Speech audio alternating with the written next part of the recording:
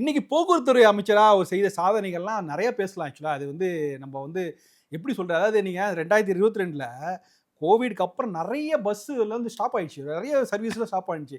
பழைய பஸ் எல்லாமே. எஸ். அந்த 2022க்கு அப்புறம் ஒரு கிட்டத்தட்ட 2000 பஸ் வாங்கி அதுல வந்து நிறைய இன்னைக்கு பார்க்குற புது பஸ்ஸஸ் எல்லாமே சிவசங்கர் காலத்துல செய்த விஷயம் தான். இன்னைக்கு எல்லா பஸ்ஸும் இன்னைக்கு நவக்கிரகத்துக்கு ஸ்பெஷல் டூர். ஆமா, ஒரே நாள்ல போயிட்டு வந்துடலாம். இன்னைக்கு நாட்டுமே நவக்கிரகம் சார். முருகன் கோவில், அதாவது அறுபடை அறுபடை வீடு. இந்த கும்பகோணம் தஞ்சாவூரை சுத்தி அந்த அந்த கடைமடையை சுத்தி அந்த எண்கண் சிக்கல் அப்படின்னு முருகன் கோவில வந்து கான்சென்ட்ரேட் பண்ணி, வைத்தீஸ்வரன் கோயில், திரு ஏரகம், சுவாமிமலை, முருகன் கோவில மட்டுமே கான்சென்ட்ரேட் பண்ணி அதுக்கு ஒரு ஸ்பெஷல் பஸ் விட்டுருக்காங்க. எனக்கு என்னன்னா, இது வந்து சாதாரண சேஞ்சஸ்லாம் இல்ல. நீங்க அவரு சர்ப்ரைஸ் சீட்டோட போவாரு. ஒரு தடவை விஜய் அவரு வேட்டிக்கு போகாம பேண்ட் போட்டு கேஷுவலா போயிடனோடனே அந்த டிரைவர்ஸுக்கு யாருமே ஒரு மினிஸ்டர்னு தெரியாம போய் அதெல்லாம் நியூஸ் அனுப்பிச்சு நீங்க பார்த்துருப்பீங்க.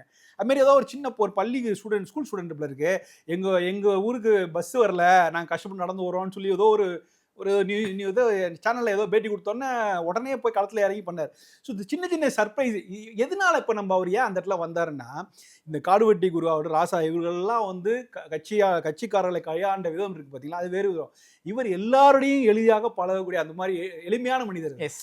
நீங்க அவருக்கு எல்லா கட்சிக்காரனும் பேசக்கூடியவர், அவரு எல்லாருக்கூடயும் அவர் நல்ல தொடர்பு இருக்கு. அதுதான் அவரை வந்து உயர்த்தி கொண்டு இன்னைக்கு முக்கியமான தலைவர். நான் அதனாலதான் டெல்டா இதையும் கம்பேர் பண்ணேன். ஓகே. டெல்டால வந்து 25 ஆண்டுகள்ல ஒரு பெரிய தலைவர் உருவாகவே இல்லை. ஆஃப்டர் கோசிமணி பெருசா யாருமே காமராஜ் இவங்கலாம் கூட அவங்கலாம் ஓல்ட் ஸ்கூல் தான். ஆக்சுவலா இந்த 20 வருஷத்துல ஒரு தலைவர் உருவாகி வந்திருக்காரு. இன்னைக்கு அவர் எவ்வளவு பெரிய இன்ஸ்பிரேஷன் இருக்கு. அதனாலதான் நம்ம சிவசங்கரை பத்தி பேச வேண்டியிருக்குது. இன்னைக்கு அவர் குன்னம்ல கிளீன் ஸ்வீப், சந்தேகமே இல்லை. ஓகே.